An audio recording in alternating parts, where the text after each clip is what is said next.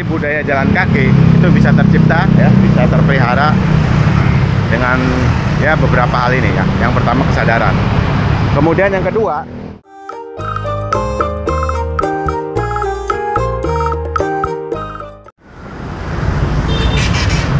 oke, selamat pagi. Assalamualaikum warahmatullahi wabarakatuh. Jumpa lagi dengan saya, teman-teman, Murad Maulana. Budaya jalan kaki, terutama misalnya di perkotaan ya, itu bakalan bisa berjalan ya, dalam artian tercipta ya dengan kondisi beberapa hal, teman-teman. Yang pertama nih, paling atas dulu, kesadaran. Jadi harus ada kesadaran dulu ya, kesadaran dari individu. Kesadaran tertinggi dari individu itu melakukan jalan kaki itu ya, tidak disuruh ya, tapi dia karena keinginan sendiri, karena dia paham, karena jalan kaki itu ya banyak manfaatnya dalam kehidupan sehari-hari.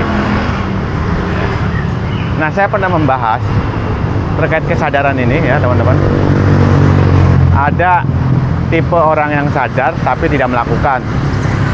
Dia tahu sebenarnya, ya, dia tahu jalan kaki itu sehat, tapi dia tidak melakukan, hanya sekedar tahu.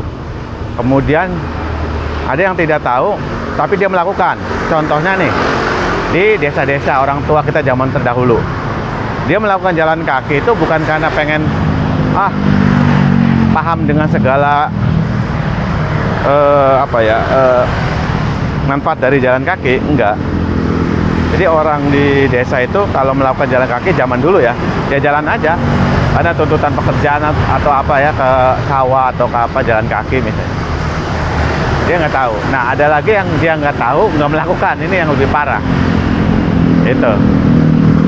Nah, di perkotaan ini kesadaran tertinggi itu ya dia tahu mestinya, ya dia melakukan.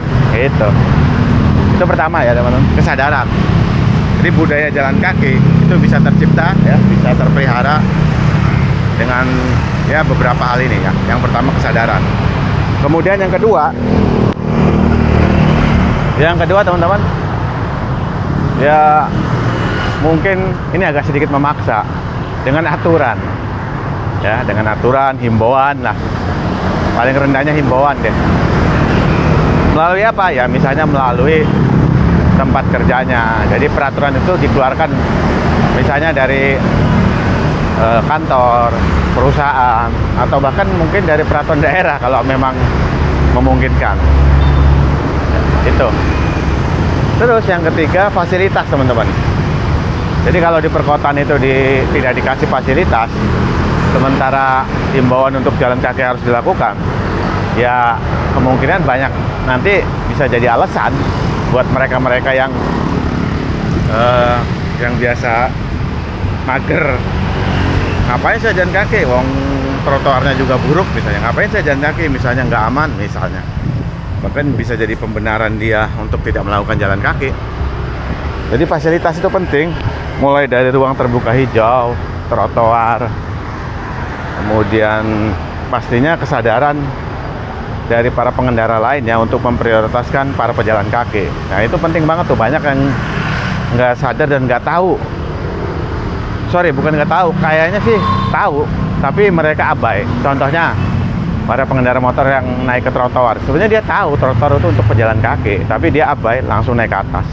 Mobil misalnya, motor yang ketika ada lampu penyeberangan, lampu ketika hijau nih, ketika pejalan kaki mau nyebrang tetap diterobos misalnya.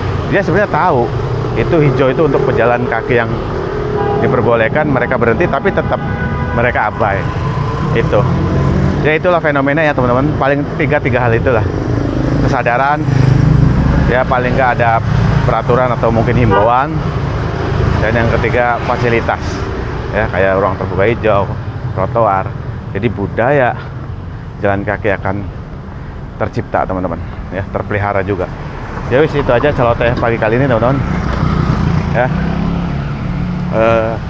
Ayo, jangan mager. Salam jaki, salam sehat selalu.